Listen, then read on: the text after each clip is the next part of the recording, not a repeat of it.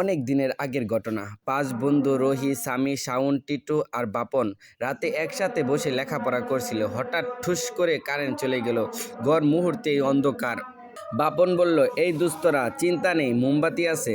তারপর মোমবাতি জ্বালানো হলো। অল্প আলোয় সবাই আবার বই খুলে পড়তে বসলো, কিন্তু তাদের মধ্যে দুষ্টুর রাজা ছিল টিটু। মোমবাতির দিকে তাকিয়ে হঠাৎ বলল, শোন তো, কে পাদ মেরে মোমবাতি নেবাতে পারে দেখি।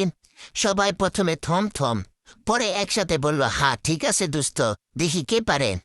প্রথম রাউন্ড রুহির চেষ্টা। রুহি বীরের মতো পোজ নিয়ে চেষ্টা করলো, ফুঁ, কিছুই হলো না, মোমবাতি টুসকেও নড়ল না।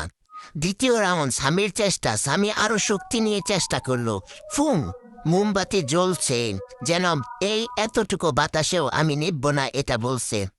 দ্বিতীয় রাউন্ড শাওনের পালা। শাওন গম্ভীর হয়ে দাঁড়ালো, সবার অপেক্ষা। তারপর ঠুস, হঠাৎ মোমবাতি পুরোই নিভে গেল। ঘর আবার অন্ধকার। সবার চিৎকার, এত এরে, এত সত্যি নিভিয়ে দিল। এবার মোমবাতি জ্বালানোর চেষ্টা।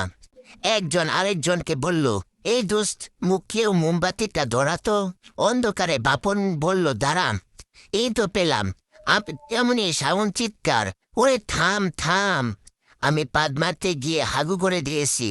বাপন সঙ্গে সঙ্গে, আরে শালা রে, আমি তো তোর হাগুতে হাত দিয়ে ফেলেছি। 1 সেকেন্ডে নিস্তব্ধ। এরপর 5 বন্ধু হা হা করে হেসে গড়াগড়ি খেতে লাগলো।